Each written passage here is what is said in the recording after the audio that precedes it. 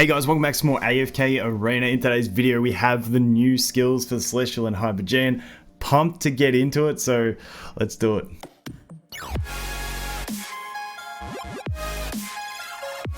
Before we get into it, I got too excited and recorded the whole video, so I'm editing this in.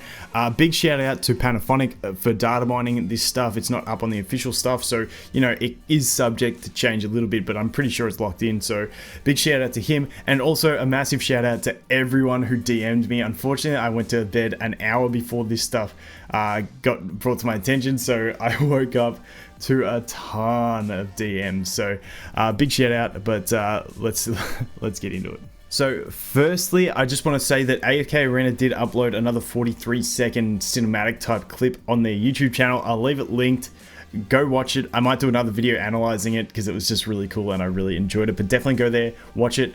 Make sure you leave a like on it so that they know we want this stuff and they can make a full series of the show. So that's my end goal from this. That's what I want them to do. But hey, it was sick, so go check it out. So we do have skills for Zaphrael and also for Lucretia. What we'll do is we'll start with Lucretia because my head's on the right side, and and then I'll do Zaphrael after when my head moves to the other side. So Lucretia the Betrayed. Let's just go through the skills. I don't want to talk about lore because I want you guys to go ahead and watch that cinematic first. Anyway, Ungodly Defiance. The first time she uses her ultimate ability, if I could speak, she absorbs her two revolving skulls, absorbing their energy until the end of battle.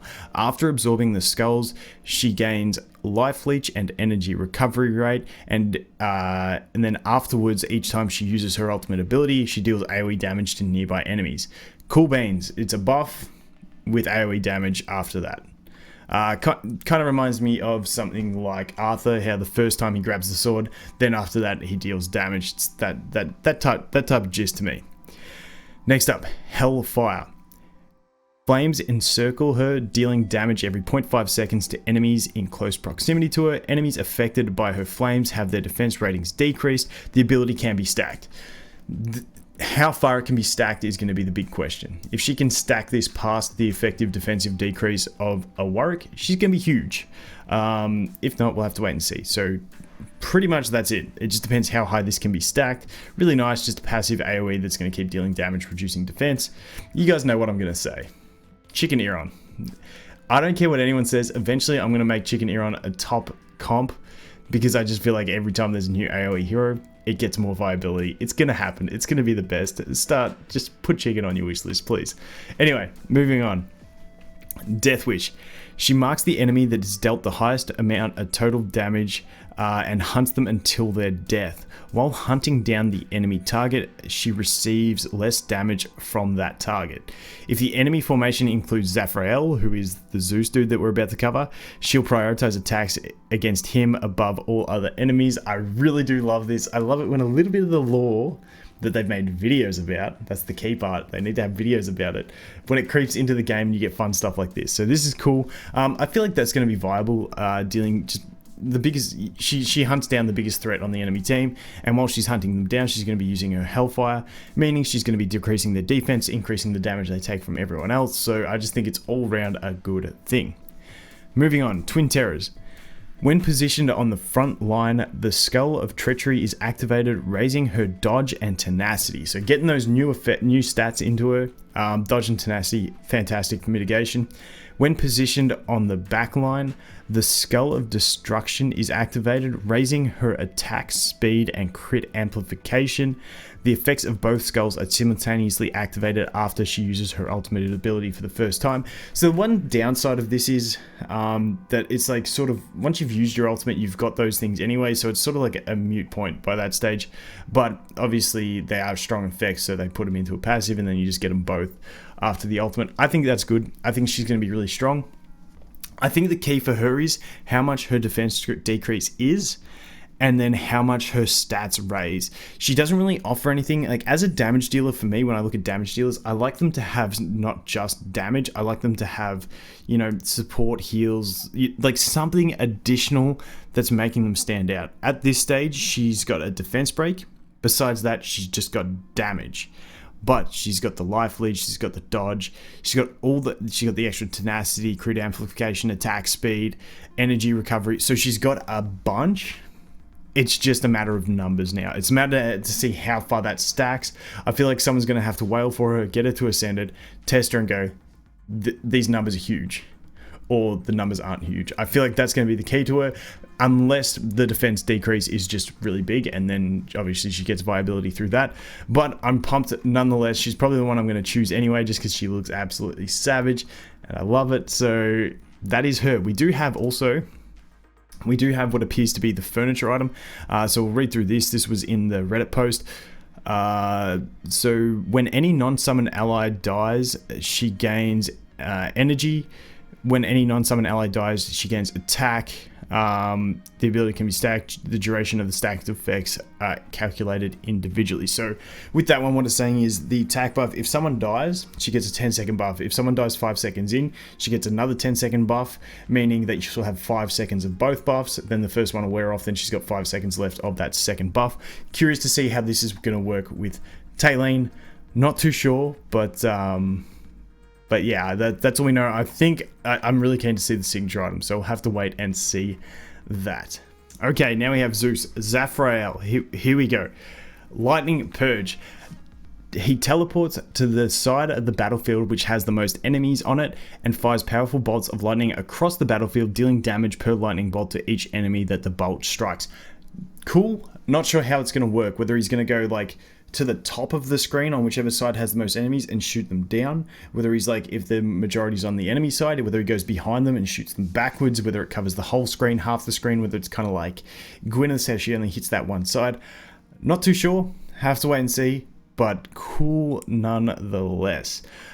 Moving down to the next one, Thunderstorm. Zaphrael summons a thundercloud that strikes the enemy target nearest to Zaphrael every few seconds, dealing damage to them and also causing them to be temporarily stunned.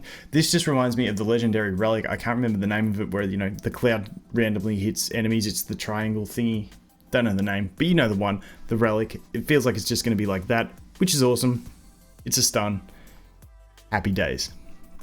Zaphrael, next ability, Lightning Arc. Zaphrael teleports behind the enemy that is closest to his ally's side of the battlefield and knocks them to the ground, dealing AoE damage to the target and enemies nearby.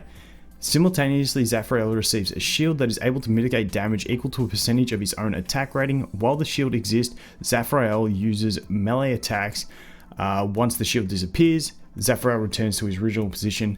I'm assuming this means his general ability is going to be throwing lightning at people, and then he uses this, like, does like the... I think it's going to look cool. I hope it looks cool. Then he just comes in, stuns the one enemy. I'm pretty sure it definitely looks like a single target knocked to the ground. If it was AoE, it'd be huge. For, you guessed it, chicken, you're on. It's going to be a thing. It's going to be a thing. Anyway, really cool. Nice little AoE with a knockdown on one target.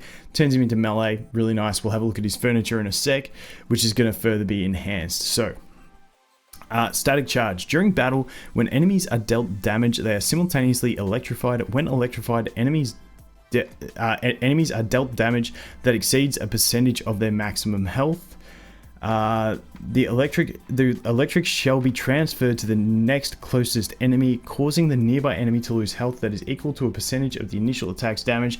This one, it sounds crazy. I love chain lightning effects. They look sick. Shamans, lightning, chain lightning. It's just cool. I don't know how this is going to work, because it's like, if he does AoE, does everyone get it? That effect, meaning everyone's taking the extra damage and linking that extra damage to everyone, which means like it's like an endless cycle. And it says anytime they're dealt damage, I'm assuming it has to be by him alone. So there's a lot of unknowns on that one for me, and we'll just have to wait and see how this guy plays out as well. But then we go down here and we scroll all the way down to hopefully where the furniture was. There it is. And so, where's his one? After using the ability Lightning Arc, Zaphrael's normal melee attacks become even more powerful, dealing yada yada yada damage times to the enemy and also interrupting their current action. So he's going to gain an interrupt with those melees, which is nice. The ability Thunderstorm targets an additional enemy. So don't know how many enemies. It's hashtag.sarg1 hashtag. I'm assuming it's an additional one enemy. But that's nice. That's the stun, so it's going to be stunning more enemies. So pretty cool on that one. But that is pretty much it for these two. Let me know what you guys think. I think they're both ones that we're really going to have to test to see. I feel like on paper, Zaphrael sounds like he has more to offer with the knockdown, the stuns.